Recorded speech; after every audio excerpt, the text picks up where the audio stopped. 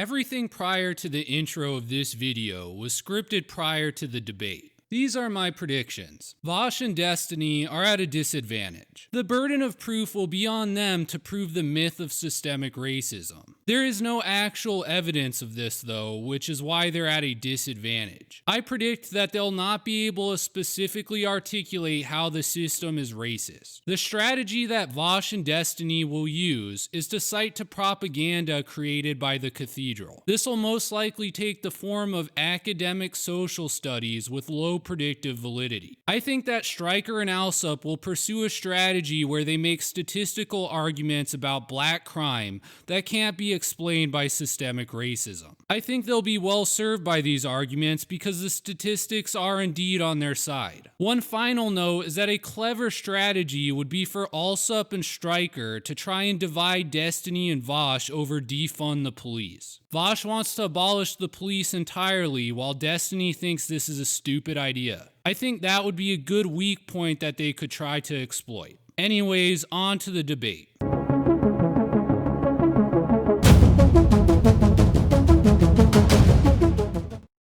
First of all, let's talk about burden of proof. Systemic racism is basically a conspiracy theory. It is the belief that whites in America conspire to discriminate against blacks through the criminal justice system. It actually reminds me a lot of the JQ. The conspiracy theory, legitimate or not, that a certain group controls everything in order to discriminate against other groups. If you're going to allege a conspiracy theory, then the burden of proof needs to be on you to prove it. Yet Destiny and Vaush constantly act like the burden of proof ought to be on Stryker and Allsup to disprove the conspiracy. Instead of proving the conspiracy, Vaush and Destiny act like smug assholes the entire debate. They dismiss every piece of evidence offered against the conspiracy for not being perfect evidence in their view. The sheer number of times that Vaush and Destiny try to shift the burden of proof onto the other side is absolutely staggering.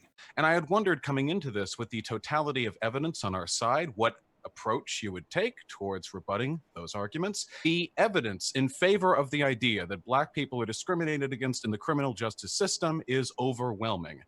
If the bias is not explained by the crime statistics, then those biases are unjustified and therefore, by definition, racial biases of the system, hence systemic racial bias. Do you have any data? Wait, do you have any data on how many of those searches were initiated by warrants? Do you have evidence that's because of broken windows policing policy, or does that correlate to a general downward trend of violent crime across the country? Correct me if I'm wrong, but this was around 30% or a 30 to 40% drop in violent crime nationwide, which is superseded by that 90% drop that Stryker just pointed out. So yeah, we do have evidence here. So you're looking at an outlier. 1991 New York City was literally like, have you seen Escape from New York? Well, that's like what Snake Destiny Plissken? questioned me on. The fall in crime in New York City had nothing to do with the police or a change in police tactics. That's what they're saying. And we No, wait, I'm sorry. You should demonstrate that. Demonstrate that. This is one of the most preeminent policies pursued in New York, and it led to a decrease in violent crime that beat the national average. So that seems to be compelling evidence right there. Right. Well, If it was, then you should have a study for it. Murder rates there are atrocious. Chicago, the south side of Chicago, places like that. So there's a massive gulf. Are you going to literally deny Do you have any that data New on York this? City, does that make sense to you? They're just leaving.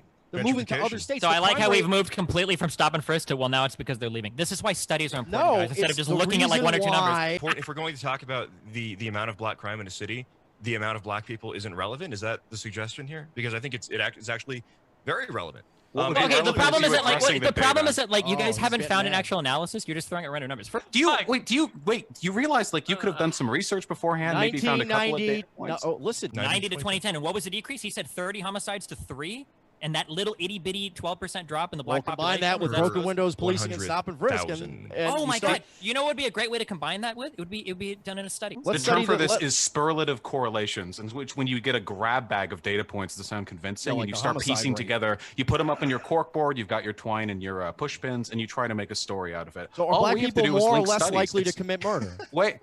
What does that have to do with anything? Because we've been, I guess, arguing over your inability to understand data for a little while now. We got to maybe 3 You of guys are 40 splitting studies. hairs. But the idea that data only becomes valid when packaged by someone at a university in a certain way that agrees with you. No, It's classic entirely distorted. anti-intellectualism. You that's were it. correct. Then it should be easy for you to find a study on how greater levels of black representation in city councils, mayorships, and police representation leads to a decrease in the disproportionately negative treatment of black citizens in that city. This burden shifting culminates in one of the most absurd things that I've ever heard. Yeah, so we're past freshman level of high school in terms of arguing where you can just throw a stat out, right? Like generally when people do studies, they will do a comprehensive analysis of all the tactics implemented by a certain department. They might go county by county. They might have control cities that they'll compare New York City to look at a variety of different policies to see how they impacted the crime. Not just like, well, here's one stat and it went down, dummy. I'm right. Like, come on, like.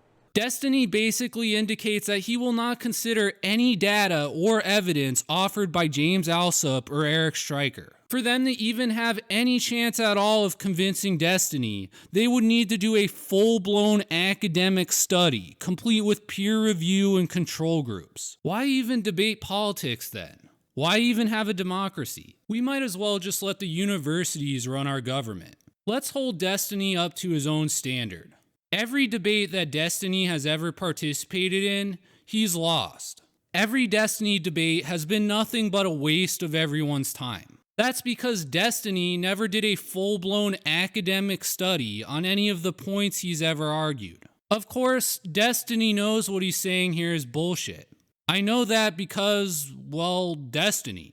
No, I would say that most questions are probably unanswerable by science. Like everything that exists in the realms of like epistemology, I would say, is unanswerable by science. And science is built on like a whole bunch of presuppositions that are completely outside the boundaries of science. It is uniformly reified not only by private academics, but also by government institutions, from the FBI to the Bureau of Justice Statistics, that in every level of our criminal justice system, black people are treated disproportionately poorly. And to that, the common response is this: well, black people may get shafted in this way and that way. However, they do more crime. So, in all actuality, they're being treated fairly. No. These studies account for every conceivable socioeconomic confound.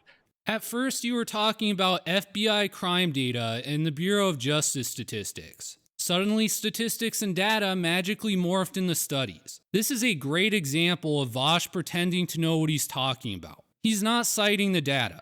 He's not citing any specific study. He's just pretending like everything supports his point of view. Textbook burden shifting. The thing that I'm trying to focus on is that the idea that even if black people do commit more crime, that doesn't justify the increased number of stops. We can hide behind this idea that black people commit more crime all day. Neither me nor Vaush are going to dispute that. That's obviously true, but that's not a slam dunk. The point is whether or not the total amount of like extra stops that black people receive compared to white people can be justified based on the extra amount of crime they do, and that's just not borne out anywhere. From my perspective, Destiny and Vaush conceded this entire debate with this statement. If we agree that blacks commit more crimes, then the crux of the criminal justice system isn't racist. Our incarceration rate turns out to be mostly justified. The complaints of Black Lives Matter are then frivolous and do not justify abolishing the police. Destiny simply believes that black and Hispanics are just searched more often. What this means is that they're more likely to be caught with drugs and weapons as a result of being stomped more often. So let's look at what percentage of people in prison are there for drug and felony possession. According to the Bureau of Justice Statistics, only 3.5% of prisoners are locked up for drug possession. Only 4.2% are locked up for weapons. This makes up a total of 7.7% of prisoners. The BJS also shows that blacks and Hispanics make up 56% of the prison population. The North Carolina study finds troopers are 3.5% more likely to pull over black people. If we compare the percentage of black and Hispanic prisoners serving sentences for drugs or weapons, we end up finding this would amount to 0.15% of prisoners who are locked up for racism. In other words, 99.85% of prisoners are locked up for reasons that have nothing to do with racism. So, for instance, an analysis of 4.5 million traffic stops in North Carolina shows that black and Latino drivers are more likely to be searched than whites, okay, given the population. However, despite that, there are still more profitable searches turning up white motorists having contraband. They're more likely to be searched because they commit more crime, as Destiny already conceded. If you have a warrant out for your arrest, police get to automatically arrest and search you. This study doesn't control for searches incident to arrest on a warrant. I looked at the study myself and searched every time the word warrant was used. The word warrant appears 15 times in the study. Only one of those 15 times is warrant used in the context of someone having a warrant out for their arrest. In that one instance, it's not being used as a control. So that 0.15% that we talked about probably isn't even true. If you want to defend stop and frisk, I mean, I would love to see some data that points to stop and frisk being a good program. You know, initially I was more sympathetic towards it because, yeah, black people commit more crime. Maybe it makes more sense to pull them over in some areas. But one of the big reasons why stop and frisk just kind of fell out of favor is because it just didn't work that well. It just didn't really turn up that many more firearms in New York City. 90% of this debate is devoted to the subject of stop and frisk. Stop and frisk was a policy in place when mayors Rudy Giuliani and Michael Bloomberg ran New York City.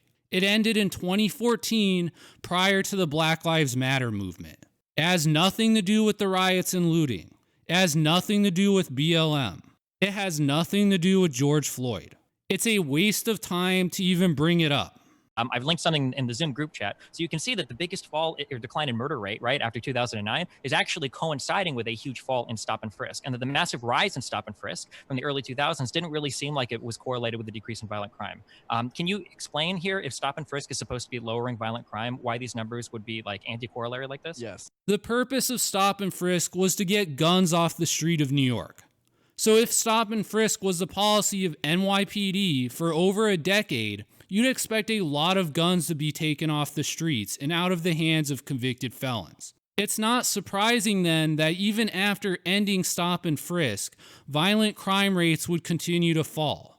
That is the expected result if during the previous decade a lot of guns were taken off the street. Of course, this fall would not last forever, and unsurprisingly, the crime rate in New York is currently skyrocketing.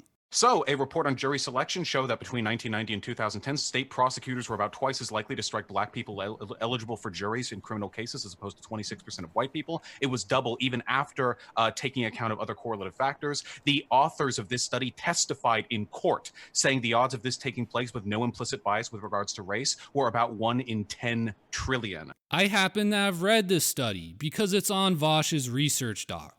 Of course, I imagine he'll purge it just like he purged all his worker co-op studies after my last video on him.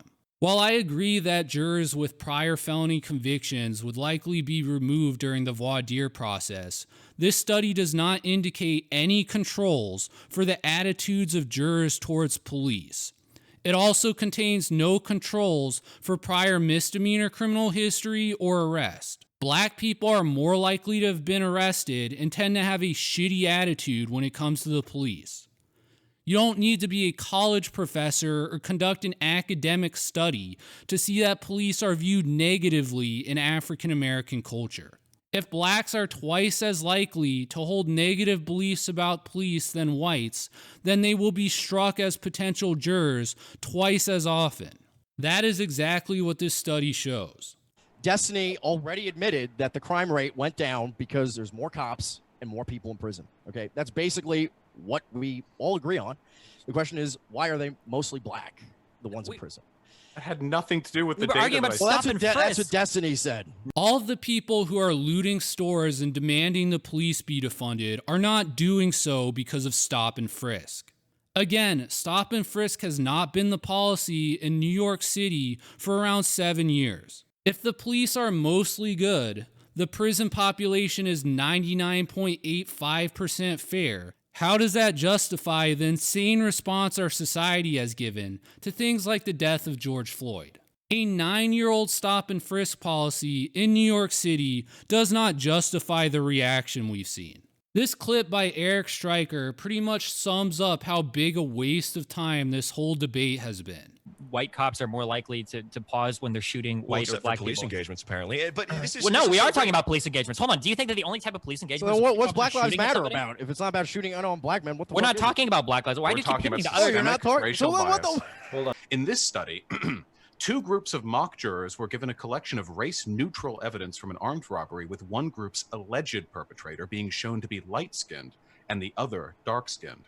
These mock jurors were significantly more likely to evaluate ambiguous race-neutral evidence against the dark-skinned suspect as incriminating and more likely to find that dark-skinned subject guilty. Now, there are no other confounding variables here. It's a study. It's an experiment. There's nothing else. It's all mocked. And yet, in spite of that, the jurors, black and white, were more likely to find criminality in the actions of the alleged dark-skinned perpetrator. Sorry, Vaush, but your studies are bullshit. Thanks to your research document, I can debunk this one as well. In any actual jury trial, juries go through a lengthy process called voir dire. The judge leads this process, which is aimed at getting rid of biased jurors. The prosecution and defense attorney also get to ask questions to identify jurors who may be biased. Since some jurors may be hiding their bias, both sides also get to use peremptory challenges. They can exclude a certain number of jurors without having to provide a specific reason as to why. In this study, jurors were not selected through a voir dire process. The study did not involve actual criminal justice professionals who would normally be the ones selecting a jury. No judge, no prosecutor, no criminal defense attorney was involved. Therefore, the study does not accurately reflect our jury system. The point we're getting at here is if black people, whether real or not, me and James are not conservatives. We're not invested in a perfectly objective justice system at all. I am willing to listen to black people. I'm willing to listen to black people, like in Black Lives Matter, who are demanding hospitals that are staffed and for blacks. We want the same for whites. Let's do that. The obvious solution to systematic racism, to the extent that let's let him finish. Promise, we'll come right back to you, Vaush. The obvious solution to black people feeling like they live under a racist system is to give black people their own rights in their own system. Isn't that the obvious solution here? Okay. Where do we? I mean, I don't even know who he's arguing against at this point. Okay. So the agree. Separate system. Wait, hold on. Thus concludes the biggest waste of time. All of the parties in this debate agreed that blacks are more likely to commit crimes. They also appear to agree that segregating America's political institutions is the solution. Of course, if you wanted to find out that Vaush was a fascist white nationalist, everyone could have saved a bunch of time by just watching my worker co-op video. So how did we end up in this complete abomination of a debate? As far as I can tell, Mike Enoch wanted to have a conversation with blacks about whether segregating institutions was a potential solution. Instead, modern day debates proposed a debate with Destiny and Vaush. This would obviously generate a lot more attention and clicks. Mike Enoch then backed out of this because he correctly realized it would be a complete waste of time. Vaush, like the man-child that he is, whined about it incessantly on his channel. He didn't want to miss out on all of those e-bucks. So to appease the toddler Vaush, Eric Stryker and James Allsup agree to do this debate. We spend 2 hours debating the 7-year-old policy of stop and frisk and Vaush's bullshit studies to end up with everyone agreeing with each other. This was a bigger waste of time than me watching that debate where Adam Kokesh took an hour to get his cell phone to work. James, real quick, can you read the context of the emails we shared, me, you, Mike, and James? Now context is important. It's very important because we initially asked James for black people on the other side so we can discuss these solutions and so on. Do you have a study on that? Can you is that? I'm asking you sincerely. Do you have a study on that? I mean, I can. It's true. You asked for black opponents. I can pull that up and read it if you'd like. What happened when Mike fine. Enoch saw that the conversation was going to be against 2 people that he knew he'd lose his shit over? He left. It was a waste of time. Yeah, Enoch was smart. He backed First out. of all, this is not a waste of time. Me and Vaush are making a lot of money right now. Okay. Overall, I believe Allsup and Stryker clearly won this debate. The burden of proof was on Vaush and Destiny to prove the conspiracy theory of systemic racism. They failed to meet this burden. All of the studies cited by Vaush had critical flaws. The North Carolina study failed to account for stops and searches related to people having warrants out for their arrest. Even if this weren't true, it wouldn't apply to 99.85% of the people locked up in U.S. prisons. The jury bias study, meanwhile, failed to pick a jury how an actual court would. through a process of voir dire led by criminal justice professionals. The prosecutor bias study failed to control for the attitudes of black jurors towards police. The only uncontested study presented was that police are more hesitant to use lethal force against blacks. This is, of course, what the debate about race is really about right now. Do police shoot blacks under unjustified circumstances?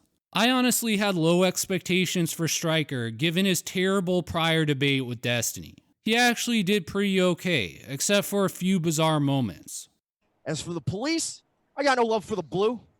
I remember Daniel Shaver being executed as he pled for his life. No fucking congressional hearings there. I remember that murdering pig is walking the streets drawing a taxpayer-funded pension. I remember Jeremy Martis, a 6-year-old boy shot to death by 2 fucking black pigs. One of them is now free.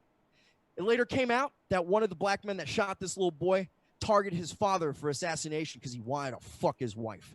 Falls in crime is, frankly, the criminal justice bill that's always talked about. You know, Trump is always attacking Biden for supporting the criminal justice bill where Hillary Clinton and the Democrats called blacks predators and so on. They basically just put all these black people in prison. That's why the crime rate went. Now it's time for me to address Vaush.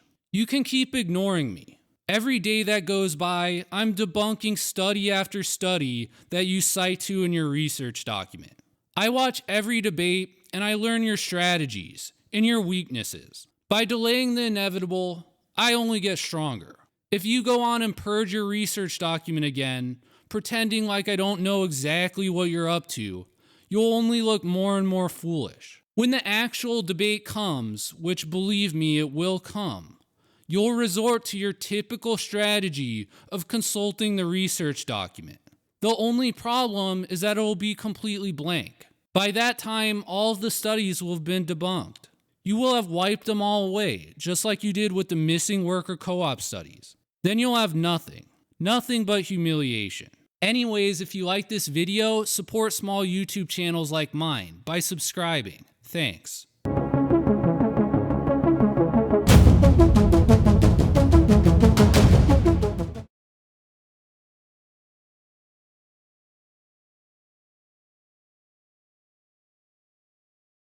And it's not working for whites who are being disenfranchised, who are being subjected to physical violence, over-policed, pushed out of positions of power, whiteness being effectively criminalized in many ways, the right of whites to self-defense effectively being criminalized. Okay, great to be here, everyone. Let me start off by, what does the average black man on the street even think of 2 gay white liberals deciding the fate of their communities for them? But I've had incredibly fruitful conversations with various members of the black community, from Congresswoman Cynthia McKinney to members of the Nation of Islam, the Black Hoteps. Van Jones said, the white liberal is a bigger enemy to the black race than any Klansman.